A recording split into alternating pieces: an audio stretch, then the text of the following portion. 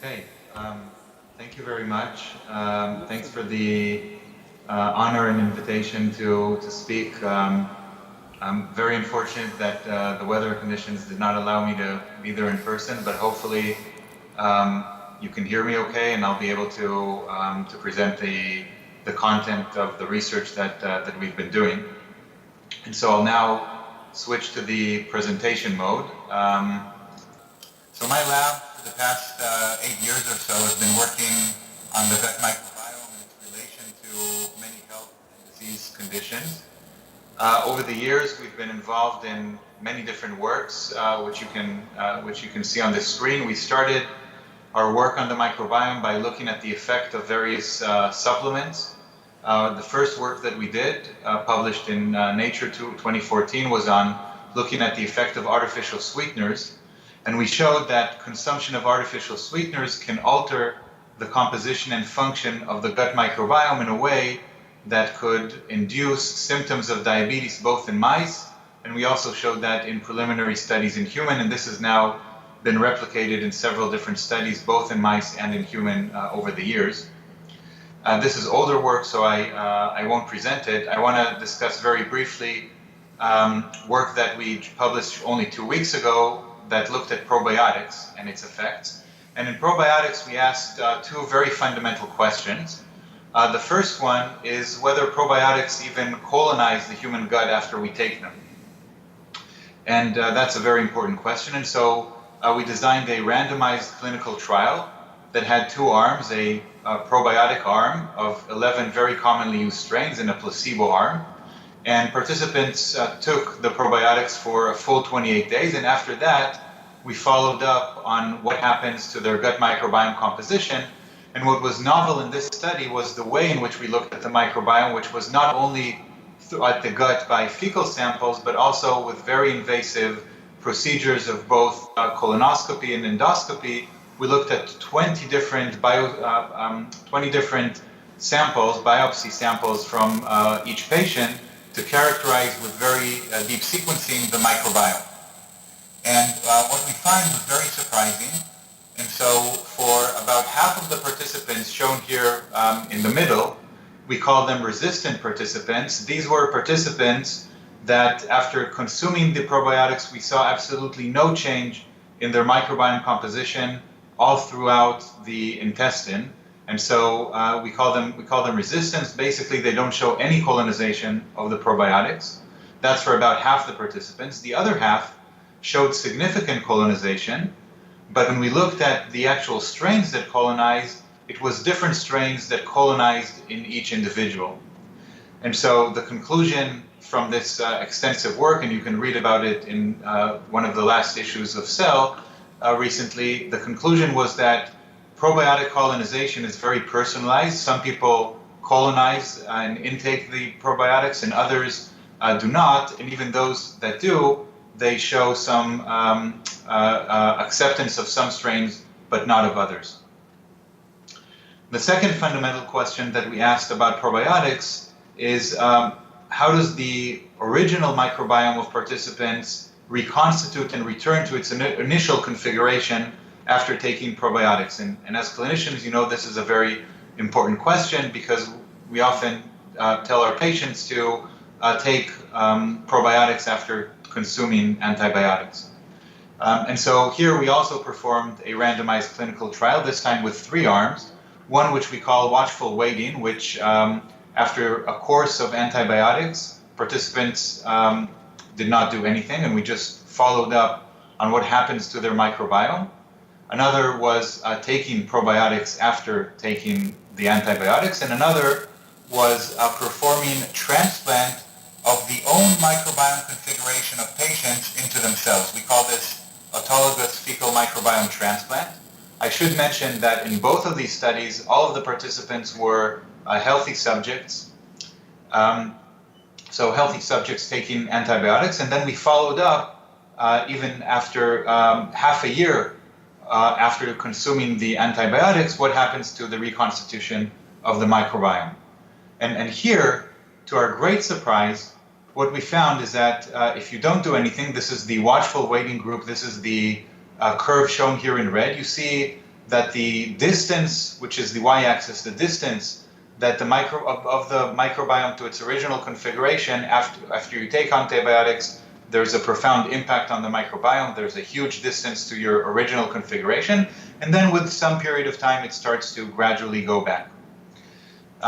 However, if you take antibiotics, then what happens is now the niche is cleared, and so taking probiotics now will colonize in most of the participants. However, that will delay the reconstitution of the microbiome to its original configuration, and even half a year after taking probiotics following antibiotics, we still see that the microbiome did not return to its original configuration.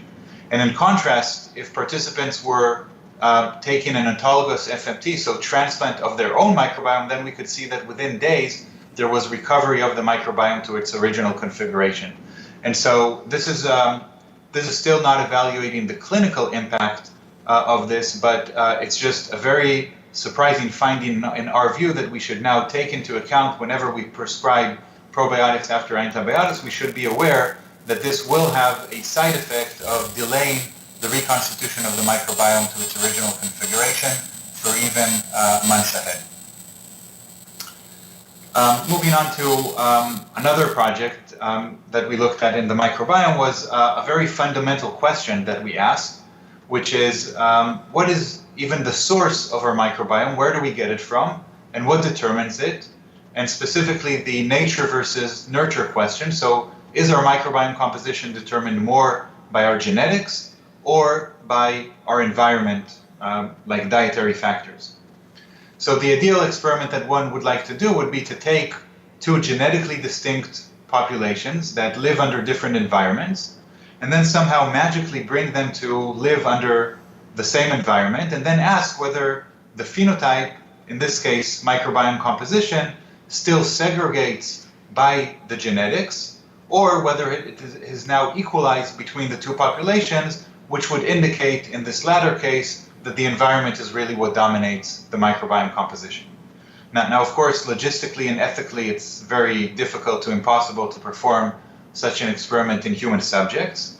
But luckily in Israel, this experiment was actually performed for us, which is why Israel is actually considered a very good country in which to perform such questions that try to tease out the effect of genetics versus the environment. Because only several decades ago did different Jewish populations come from very different parts of the world. So the Ashkenazi Jews and the Sephardi Jews came only several decades ago, most of them to Israel. And by and large, these populations, which are genetically diverse, now live under the same environment, and by and large they also follow very similar diets. And so we can really now ask this question, and so of whether now individuals with different ancestries, do they now have similar or still different microbiome compositions? And so first, just by this very basic principal component analysis, we can see that indeed our populations are very distinct genetically. So even on these very coarse 2 dimensions, we can see the Ashkenazi Jews separating from the Sephardi Jews, from the Yemenite Jews, and so on.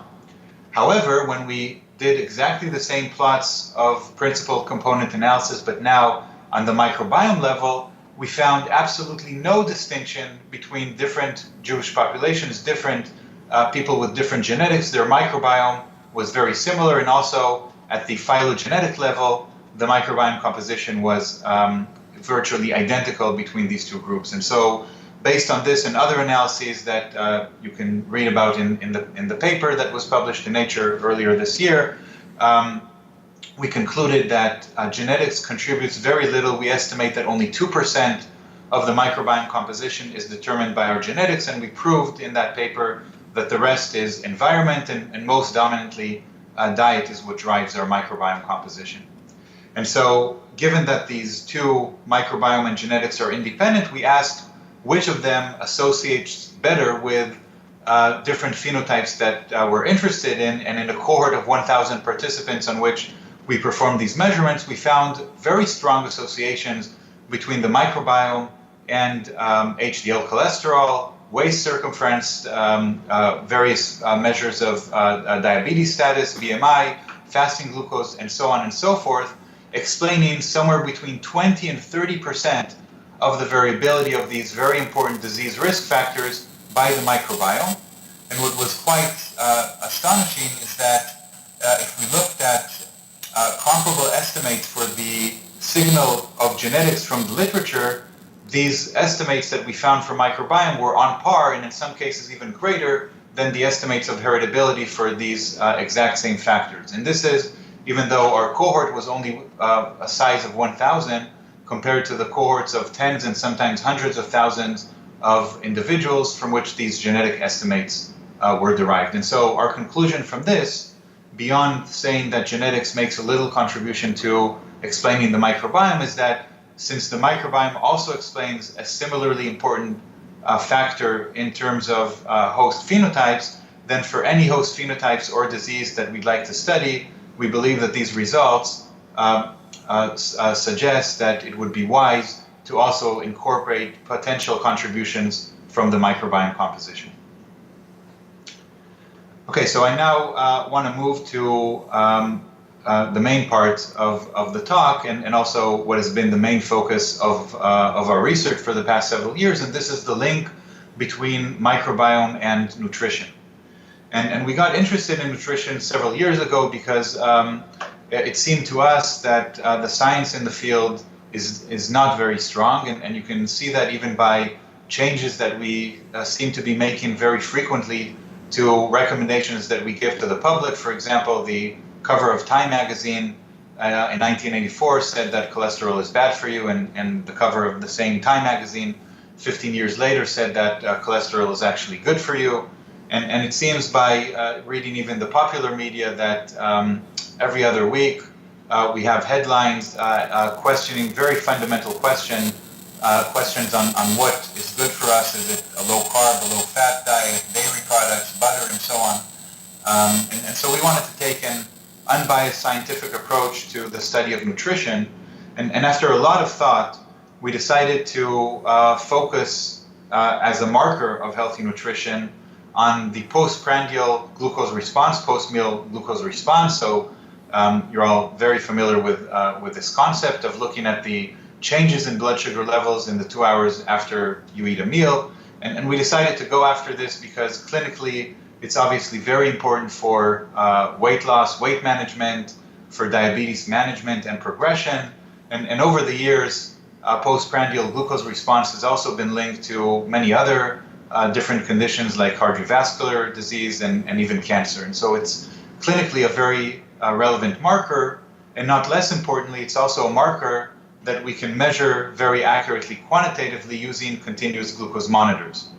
And so what we did was to initiate a large-scale project. We called it the Personalized Nutrition Project, and we enrolled in Israel 1,000 participants, connected each of them to a continuous glucose monitor for 1 full week.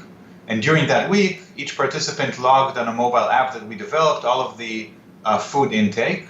And so at the end of the study, if you consider both the small and large meals that participants eat, so around 40 to 50 of these meals every week, then at the end of the study for 1,000 participants, we had about 50,000 blood glucose responses to meals that we could analyze.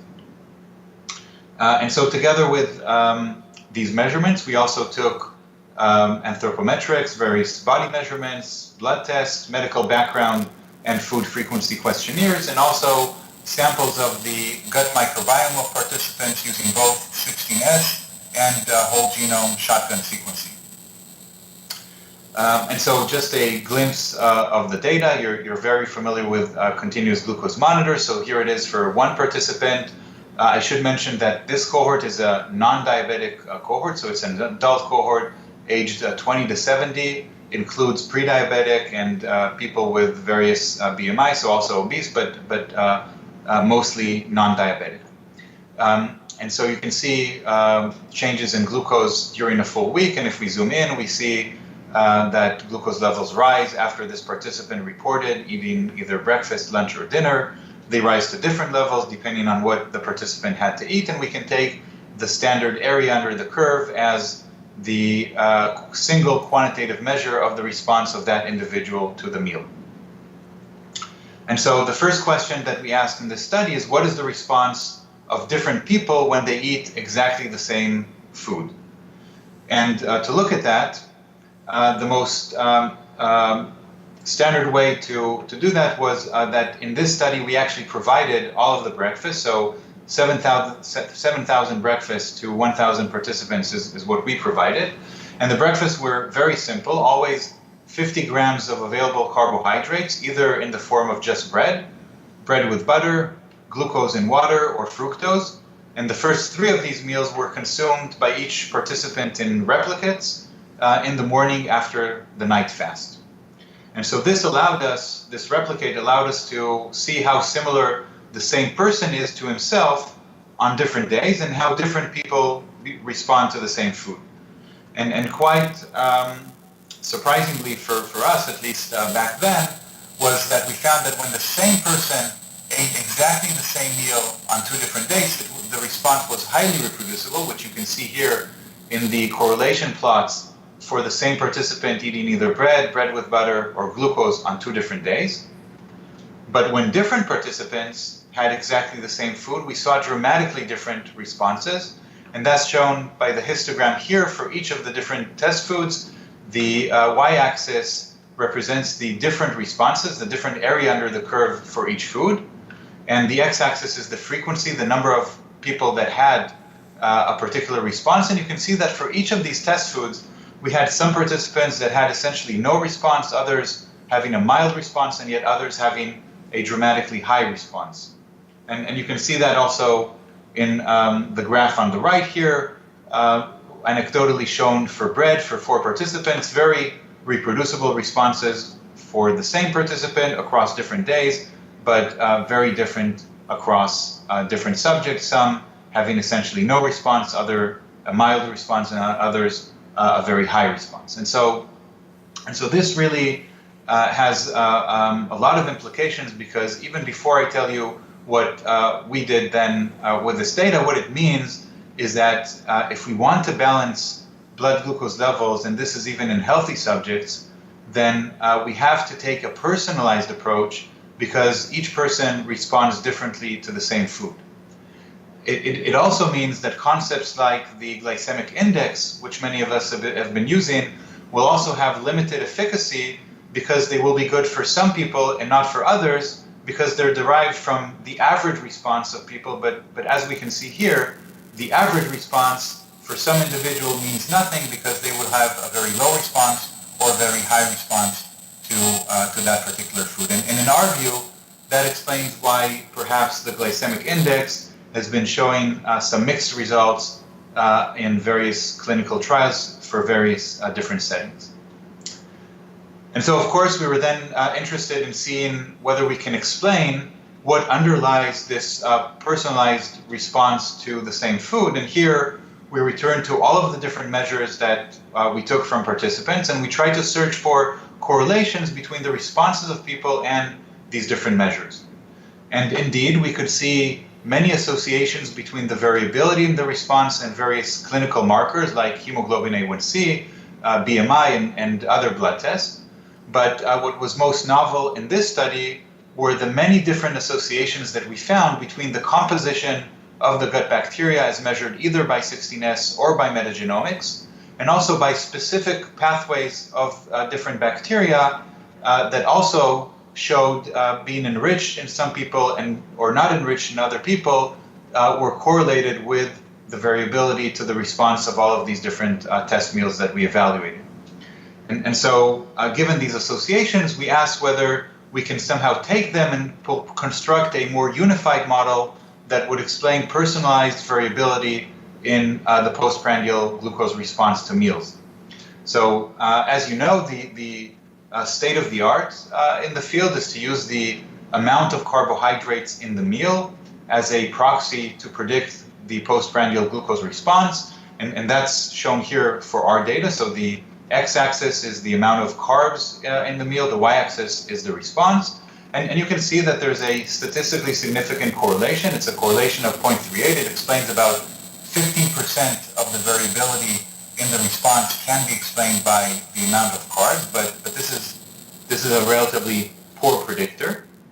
And what we showed is that we can develop a much better predictor by incorporating personal parameters, so clinical parameters, also gut microbiome parameters, and we could improve in a cross-validation fashion, we could improve to a correlation of 0.68, so to explaining about 50% of the variability in the response using these additional parameters. And we were very happy to see that after freezing this algorithm and recruiting a new cohort of 100 participants, we obtained very similar results on this newly profiled cohort, providing additional validation for the algorithm. And so finally, for the study that was published in Cell a couple of years ago, we asked whether short-term dietary interventions could now be used. We could perform in short-term dietary interventions, prescribe personalized diets that would balance blood glucose levels in individuals.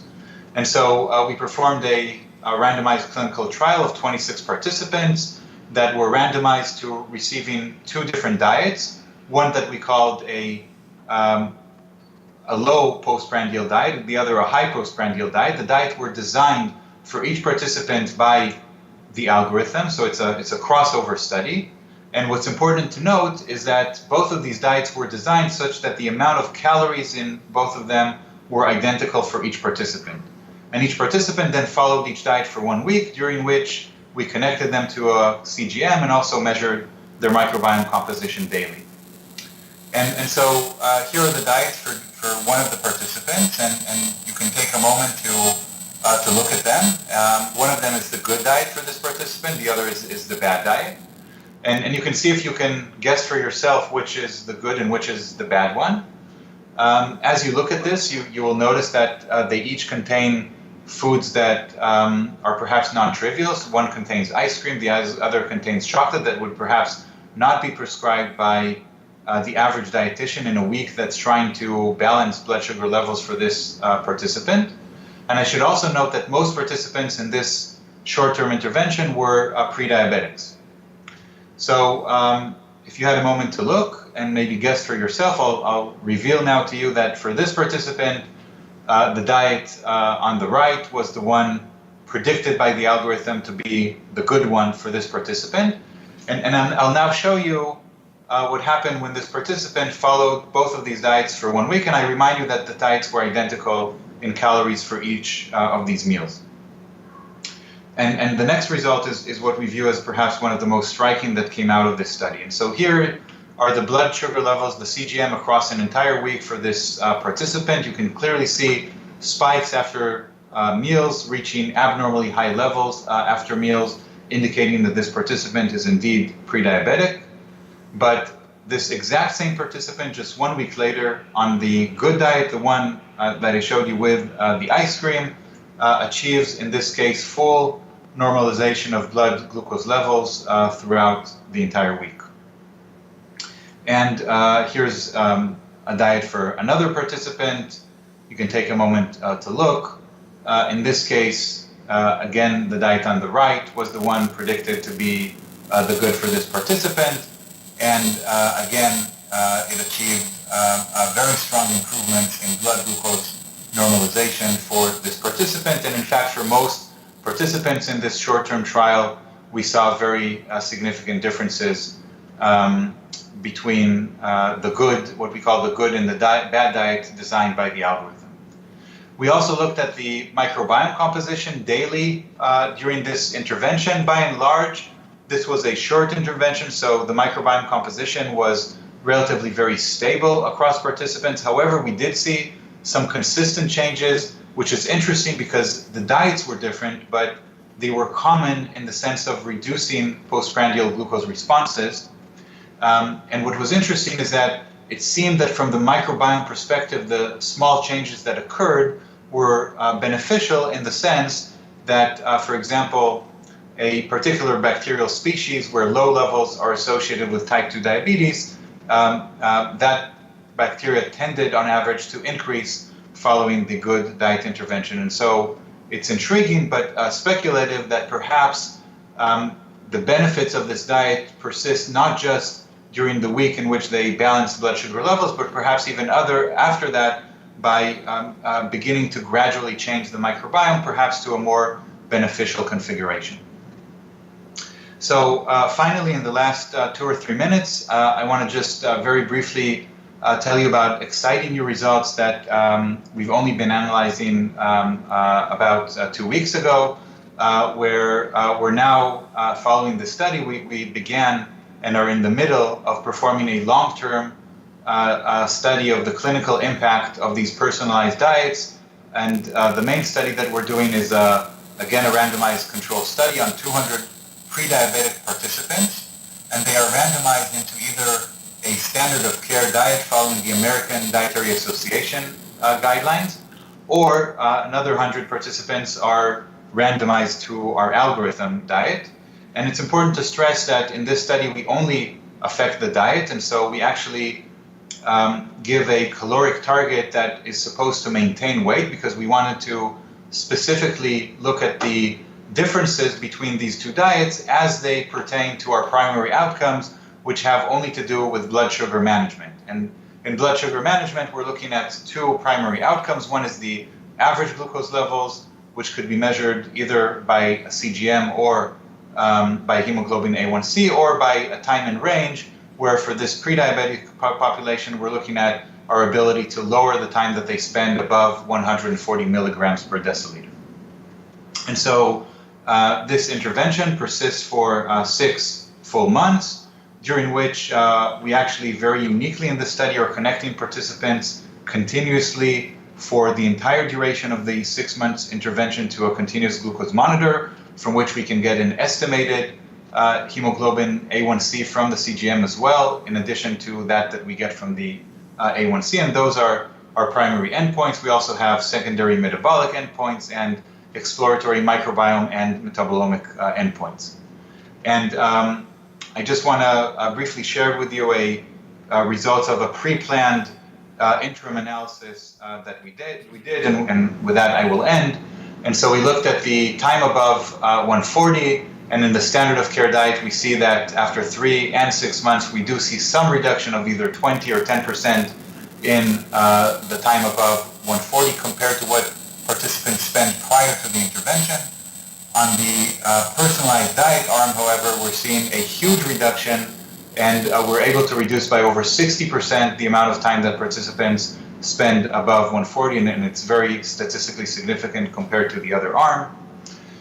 Looking at for now, only the estimated hemoglobin A1C, so estimated from the CGM data, we also see a very significant difference between the standard of care arm and the personalized diet arm. So on average, by this estimated A1C, we're able to reduce by about 0.2 or 0.25 the hemoglobin A1C of these pre-diabetic participants. And if you think that this is not a very significant amount, then for reference, I just want to add here the gold standard taken from the Diabetes Prevention Program, the large NIH study on 3,000 participants, which compared a placebo, a metformin, or a lifestyle change, where lifestyle was not only diet like we do here, but also caloric restriction and physical activity. And you can see that the standard of care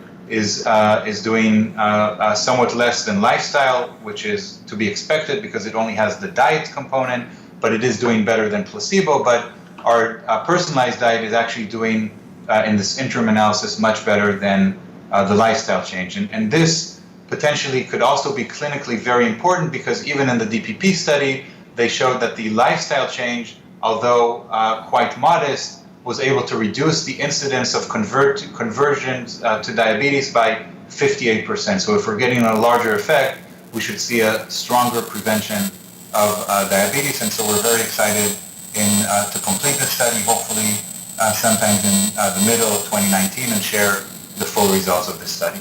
So just to summarize this last part, I showed you our work on nutrition, demonstrating that people have highly unique and personalized glucose responses to meals. I showed you that an algorithm based on gut microbiome and clinical parameters can accurately predict these post-meal glucose responses, and that both in the short term and we're beginning to see also in the long term, these personalized diets can can really reduce and balance blood sugar levels, and hopefully will also have clinical outcomes. I should mention that our studies on the personalization of responses was recently replicated in the US by a group at Stanford and also by the Mayo Clinic results, which should be published very soon. And overall, the algorithm was tested on over 2,000 subjects to date. And with that, I'll just put the acknowledgement slide of the many people in my lab that carried out this research, and also acknowledge our collaborators. So this work was done with my colleague and friend Eran from the Weizmann Institute as well, and also with various collaborators on the genetic study from the Netherlands, and our clinical collaborators. And with that, I will end, and again apologize for not being there personally, but thank you very much for this honor and for your attention during my talk.